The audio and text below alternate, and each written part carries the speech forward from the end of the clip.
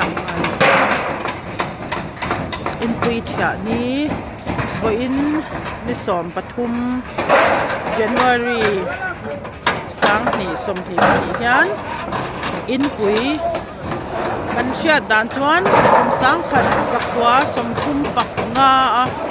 R Buchhawna kan pu ina alo sak chu vawin hianin hian Thiah ania sak that le angai to a arei ve to a hetiang chen siam that ani nuin hian thar sakna turin Thiah Anita an tak chu an lung a leng em ma hemi hna hianin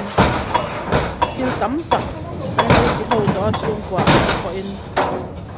ve to an Thiah Anita a pilali pota hian kim ve wa alung te lenga tra te chwa ka he kan ulama khwanin